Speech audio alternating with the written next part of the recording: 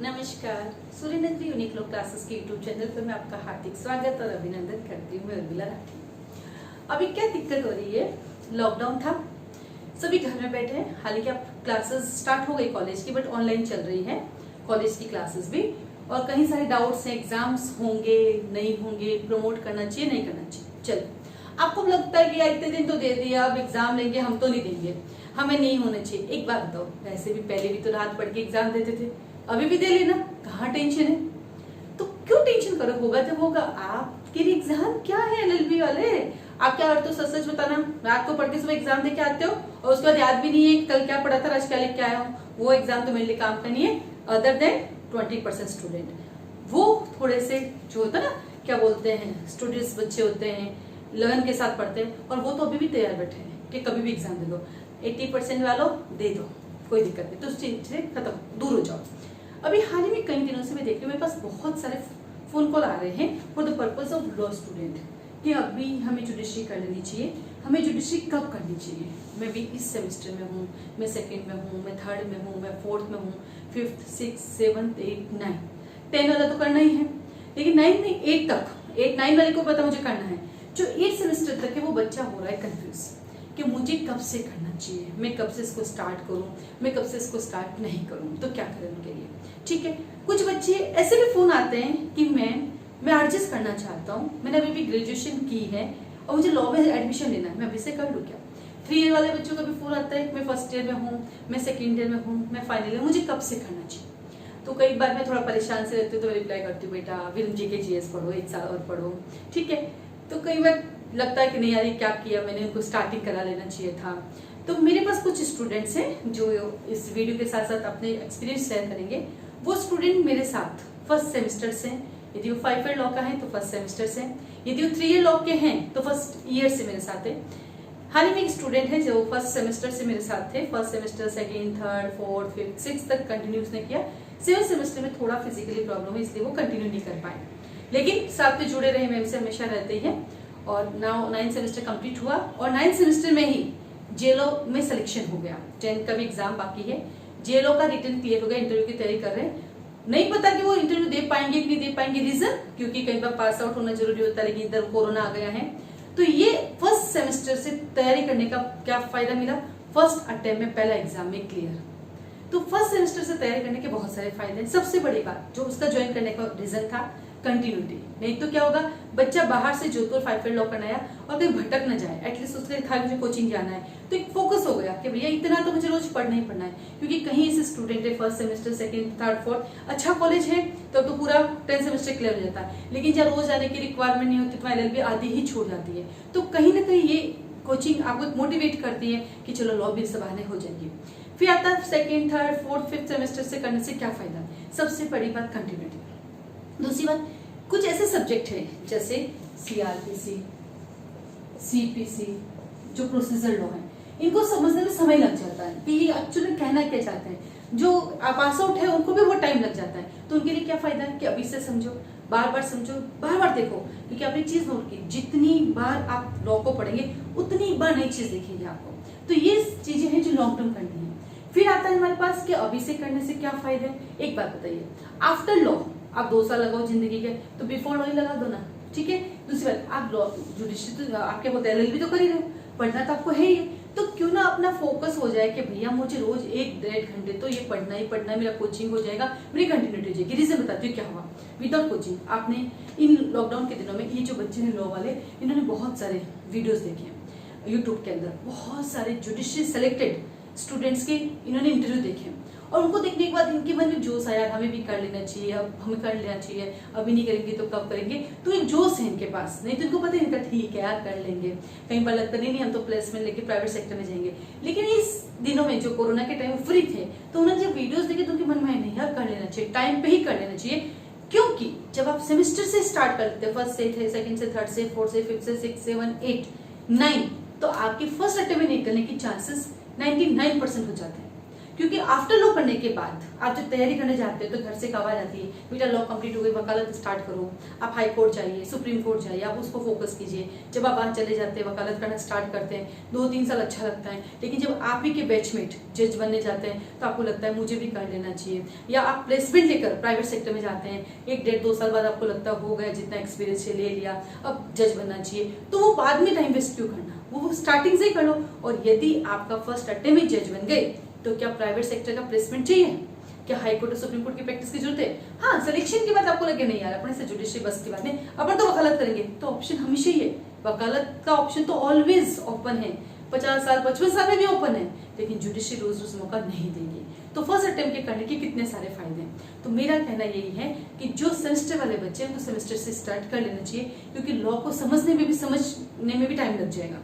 Then आता है कुछ ऐसी जुडिशरी है जहाँ पे जीके जीएस आता है, जैसे स्पेशली मैं बात करूँ दिल्ली की, यूपी की, बिहार की, तो इसमें हरियाणा की, तो इसमें जीके जीएस भरा पड़ा है, इतना आता है। आपको लगता है नहीं मुझे थोड़ा सा अपने आप को टाइम देना चाहिए, अभी तो फर्स्ट सेमेस्टर में हूँ, या मैं सेकंड सेमेस्टर में हूँ, या थर्ड सेमेस्टर में फोर्थ, यानी 2 semester 1 year, 4 semester second year, 6 semester third year, तो उसको ये लगता है तो वो एक और काम कर सकता है कि अपने स्टार्टिंग के 4th सेमेस्टर तक वो अपना जीके जीएस को फोकस कर सकता है। लेकिन जो 3 ईयर लॉ वाले हैं उनको तो फिक्स है कि वो 3 ईयर लॉ है, तो भैया उनको टाइम भी जुडिशरी देना है, तो उनको कोई फोकस होकर जीके करने की जरूरत है, वो स्टेट चुने जहाँ जीके जीएस होता ही है, या होता तो नहीं के बराबर, और उनको अपना फोकस करे, भैया बनना तो जज ही है तो फोकस करे अपने उसको।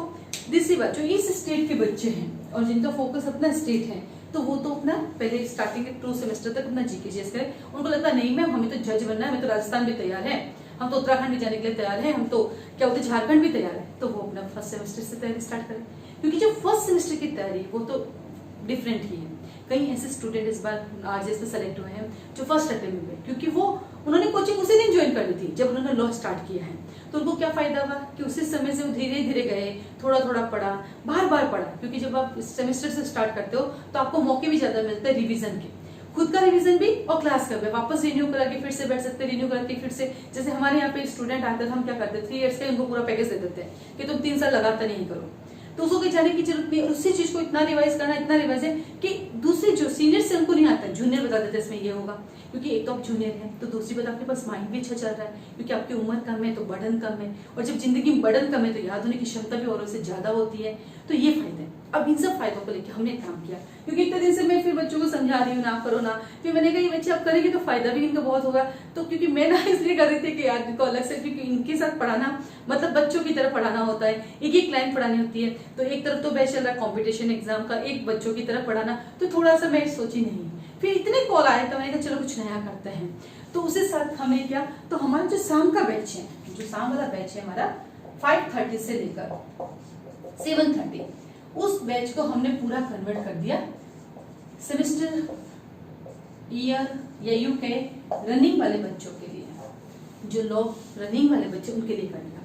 और वहां पर हम लॉ बिल्कुल वैसे पढ़ाते जैसे स्कूल में पढ़ाई कराई जाती थी ना, बिल्कुल वैसे, एक एक लाइन कि क्या है, उसका कंसेप्ट क्या है, वो सेक्शन क्या कहता है, वो प्रोवाइडेड क्या कहता है, वो एक्सप्लेनेशन क्या कहता है, वो एक्सेप्शन क्या कहता है, वो इलिस्ट्रेशन क्या कहता है, एक एक चीज को लेके जितने भी केस लॉज में मिल रहे हैं हमें सब वो साथ में जोड़ रहे हैं। और इवन दो 2-वे कम्युनिकेशन, वो बच्चा हमसे बात कर सकता है, हम बच्चे से बात कर सकते हैं, वो बच्चा हमें देख सकता है, हम बच्चे को देख सकते हैं, यानी घर बैठ के भी क्लासरूम जैसे स्टडी, जहाँ मैम और बच्चे दोनों आपस में बात कर सकते हैं। ऐसा नहीं मैम ने बोल दे रिकॉर्डिंग करके दे दी, सब तुम पढ़ लेना, साथ तो कोई भी क्वारी सब भेज देना, कल रिकॉर्डिंग में आपको क्वारी मिलेगी ना, वो सब कुछ साथ साथ चलता है। और साथ ही वो बच्चा डेली बेसिस पर नोट्स भी तैयार कैसे करेगा, वो तक उसके लिए है कि भैया तुम्हें डेली बेसिस पे यही नोट्स तैयार करना है, उससे तुम्हें क्या क्या फायदा मिलेंगे। साथ इस वीडियो के साथ आप कुछ वीडियोस देखेंगे जो सेमेस्टर वाले बच्चे हैं, जो अपीयरिंग वाले बच्चे हैं, जो यहाँ जुड़े हुए हैं, वो पढ़ रहे हैं, वो अपने एक्सपीरियंस बताएंगे कि उनको फर्स्ट ईयर से जुड़ने से, उनको दूसरे सेमेस्टर से जुड़ने से, फर्स्ट सेमेस्टर से जुड़ने से, 5वें सेमेस्टर, 8वें सेमेस्टर, जिस मतलब रनिंग जुड़ने से उनको क्या क्या बेनिफिट दिख रहा है अपनी लाइफ में।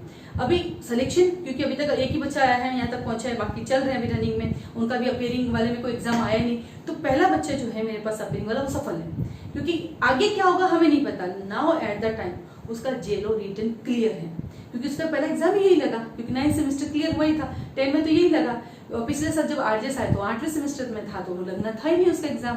तो ये हमारे लिए अचीवमेंट है कि चलो हमारा बच्चा, और हमारा उसको लेके तो हमेशा रहता है कि फर्स्ट अटेम्प्ट में उसको आरजेएस बनाना है, और वो आरजेएस निकल के दिखाएगा, क्योंकि उसकी जो प्रिपरेशन है उसको आरजेएस तक लेके जाएगी। तो साथ ही साथ कुछ एक्सपीरियंस सुनिए। तो आप जो सेमेस्टर वाले अपीयरिंग वाले बच्चे हैं, जिनको ये डाउट है मुझे जुडिशरी कब से करनी चाहिए, जब इच्छा हो गई, जब समझ में आ गया उस दिन से स्टार्ट कर लीजिए। ऐसा टेंशन ही नहीं है मुझे 2 साल रुकना है, 1 साल रुकना है, 3 साल रुकना है, स्टार्ट कर लीजिए। और जो इन स्टेट से बिलोंग करते हैं, इन स्टेट को फॉलो करते हैं, वो एक बार जीके, जैसे उनको लगता है अभी टाइम है 1 साल रुक सकता हूँ मैं, 1.5 साल, तो उसे 1, 1.5, 2 साल में एक बार अपना जीके जीएस अच्छा कर लीजिए। देन करंट अफेयर्स में साथ साथ चलता रहेगा, ताकि वो इस स्टेट में भी फर्स्ट अटेम्प्ट में अपेयर हुए और फर्स्ट अटेम्प्ट में सेलेक्ट हो जाए। ठीक है, तो अब मुझे नहीं लगता कि अपीयरिंग वाले बच्चों को कोई दिक्कत होगी। अब आइए वो बच्चे जो मुझे फोन करते हैं कि मैं, मेरा ग्रेजुएशन हुआ है, मैं LLB करना चाहती हूँ, मैं जज बनना चाहती हूँ, मैं क्या करूँ। ये तो उनको पढ़ाना तो सबसे खतरनाक है, क्योंकि फर्स्ट सेमेस्टर वाला कॉलेज तो गया कम से कम, सेकंड वाला गया, उनके लिए तो बिल्कुल नया, अभी एडमिशन लेना बाकी है। तो वो लोग भी इधर पहले LLB का एडमिशन ले लीजिए और उसी के साथ शुरू जाइए। उससे 2 फायदे, एक तो जुडिशरी की प्रिपरेशन, साथ कुछ सब्जेक्ट कॉमन है जो साथ साथ आपके इसके भी चलते रहेंगे, आपके LLB वाले सब्जेक्ट भी चलते रहेंगे, तो कुछ तो यही क्लियर हो जाएंगे, और बाकी एक रात पढ़ के आप वैसे भी देखते हो वैसे भी देखोगे, मेरा कहना तो वैसे नहीं मानने वाला हो। ठीक है, तो वो लोग इसको ज्वाइन कर सकते हैं। तो ये बैचेस हमारे यहाँ चलते रहते हैं। अब इस बैचेस का क्या टाइम फिक्स होता है? जनरली हम लोग 1 तारीख को स्टार्ट करते हैं, ठीक है, 15 तारीख को भी स्टार्ट करते हैं, लेकिन कभी कभी क्या होता है सब्जेक्ट बड़ा होता है तो 1-15 का टाइम नहीं आता है। तो आप जिस दिन ज्वाइन करोगे, जिस डे आप ज्वाइन करेंगे उसी दिन आपका स्टार्ट होगा। एग्जाम्पल मान लीजिए अभी हमारे यहाँ पे CPC चल रही है एग्जाम्पल, और CPC में हम चल रहे हैं सेक्शन नंबर 142 में। तो आप जब ज्वाइन करेंगे तो आपका सेक्शन 142 से ही चलेगा, तो जो आगे वाला है वो आपको आगे करवा दिया जाएगा, तो कोई टेंशन ही नहीं है। अब आप क्या देखते हैं बीच में आपको तो समझ में आएगा। हाँ, आपने ऐसे कई सारे YouTube पे चैप्टर्स देखे हैं जहां मैंने पूरा कानून नहीं पढ़ा है, बीच बीच के चैप्टर्स पढ़ा है, और वो भी आपको आते हैं। इसका मतलब जो मैं पढ़ाती हूँ अगर बीच में से भी ज्वाइन करेंगे तो भी आपकी दिक्कत नहीं आएगा, और जो रिमेनिंग है वो आपके आगे वापस हो जाएगा, तो इश्यू नहीं है। आपके लिए तो फायदा ही ना कि भैया टाइम वेस्ट करूँ, मैं इंतजार करूँ नया बैच कब होगा, मैं नए बैच का टाइम को इंतजार करूँ, मुझे जिस दिन पढ़ना है उसी दिन क्लास पहुंच जाऊँ ना, बाकी चलता रहेगा, आता रहेगा नंबर।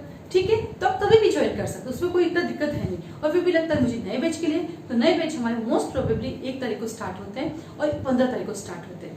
तो ये वीडियो स्पेशली जो है लॉ स्टूडेंट्स के लिए है कि कब उनको करनी है ना, राइट। तो बाकी स्टूडेंट के लिए दूसरे बहुत सारे वीडियो है, पर ये स्पेशली बच्चों के लिए जो बहुत कंफ्यूजन है अभी कि हमें करना चाहिए, कब करना चाहिए, कैसे करना चाहिए। ठीक है, तब इसको आराम से देखिए, समझिए, और अधिक जानकारी के लिए कई बार बच्चे ना मुझे YouTube पे मैसेज करते हैं, मैम फीस बता दीजिए, मैम फीस बता दीजिए, और मैं हर वीडियो में बताती हूँ। इस नंबर पर कॉल कर लीजिए 9950574460। इस नंबर पे आप कॉल कर सकते हैं, मैसेज कर सकते हैं। ये नंबर YouTube पे आपको हर जगह मिल जाएगा। ये नंबर मेरे हर पैम्पलेट में लिखा हुआ है, तो जब भी किसी को लगता है कि इसकी फीस जाननी है, आप उस पैम्पलेट को देखिए, वह नंबर लिखा हुआ है, आप कॉल कीजिए, मैसेज कीजिए, आपको एक पैम्पलेट मिल जाएगा, उसमें सारी डिटेल की हुई होती है, तो उसकी कोई टेंशन नहीं है। ठीक है, अब आता है क्लासेस कैसे लेनी होती है। क्लासेस में हमने एक नया रूल किया, बच्चे थोड़ा सा कंफ्यूज हो रहे हैं। जनरली पहले दिन क्लास में जाके आपको फीस जमा करनी होती है, हमने उसको थोड़ा सा चेंज किया कि आपको पहले से रजिस्ट्रेशन फॉर्म भरना है और क्लास की रजिस्ट्रेशन फीस जमा करानी है। उस रजिस्ट्रेशन फीस के बाद आपको 3 डेज मिलेंगे। कितने दिन मिलेंगे? 3 डेज, यानी 3 डेज आप क्लास अटेंड कीजिए। आपकी नेट प्रॉब्लम नहीं है, नेट प्रॉपर वे में चल रहा है, आपको सब कुछ अच्छे से समझ में आ रहा है, कम्युनिकेशन आपका अच्छे से हो रहा है, आपको अच्छे से बोर्ड दिखाई दे रहा है, मैम से अच्छे से बात हो रही है, तो देन आफ्टर 3 डेज आपको फीस सबमिट करनी होती है। क्योंकि अगर हमने पहले दिन फीस ले लेते, क्योंकि देखो डेमो की बात करें तो यूट्यूब पे इतने डेमो देखने के बाद आप मुझसे कॉन्टेक्ट कर रहे हो, आप अंतर्यामी तो नहीं है कि आंखें बंद की रुजविला राठी आपको दिख गई, तो YouTube से आप डेमो लेकर यहाँ पहुंचे हो। बट ये 3 डेज हम ये देखते हैं कि पहले दिन ही फीस नहीं देनी है, 3 डेज आप आराम से बैठिए, कंफर्टेबल हुई, क्योंकि मैम कैसा पढ़ाती है तो आपको पता चल गया, कम्युनिकेशन कैसे ऊपर है, नेटवर्क कैसे चल रहा है, आपकी समझ में आ रहा है नहीं ऑनलाइन, उसको देखने के लिए। तो इसलिए पहले रजिस्ट्रेशन फीस सबमिट करनी होती है क्लास की। That is not a demo fees. Demo तो यूट्यूब पे फ्री है, बहुत सारे डेमो फ्री है यूट्यूब पे, सारे फ्री है। हम तो अभी सब्सक्राइब ही नहीं करवाते हैं आपसे, आपकी इच्छा तो कीजिए, वो भी फ्री है, बिना सब्सक्राइब किए भी आप उसको देख सकते हैं, राइट। तो वो रजिस्ट्रेशन फीस है क्लास की, और मुझे नहीं लगता किसी को रजिस्ट्रेशन फीस देने की आपत्ति। और आपको क्या लगता है क्लास में स्टूडेंट नहीं, बहुत सारे स्टूडेंट है, इसका मतलब जिनको वाकई कोर्स करना है उनको रजिस्ट्रेशन फीस से कभी तकलीफ नहीं होती। अब जिनको नहीं करना है वो तो छोटे से कोर्स के लिए भी कहेंगे हमें डेमो दे दो। अरे डेमो तो तुमने ले लिया ना बेटा यूट्यूब पे, नहीं तो मुझसे अप्रोच कहाँ से करता तू, यूट्यूब से ही तूने अप्रोच किया ना। ठीक है, तो क्लास में रजिस्ट्रेशन फीस 3 डेज के लिए 500 रुपीज है। आप 3 डेज देखिए, देन आपको लगे तो चौथे दिन आपको फीस जमा करनी है। तो एक तरह से 3 डेज आपको मिल रहे हैं, आराम से कंफर्टेबल होइए, देन आप फीस सबमिट कीजिए। उसके बाद आता है फीस कैसे जमा करनी है। उस फीस के लिए कैसे जमा होगी, एक साथ देनी है, इंस्टॉलमेंट में देनी है, उन सब के लिए आप कॉल कर सकते हैं, मैसेज कर सकते हैं, पता कर सकते हैं। ठीक है, चलिए फिर अब समझ में आ गया। अब लॉ स्टूडेंट को कोई डाउट नहीं है। ठीक है, ये वीडियोस देखिए, इनके एक्सपीरियंस देखिए। आज के लिए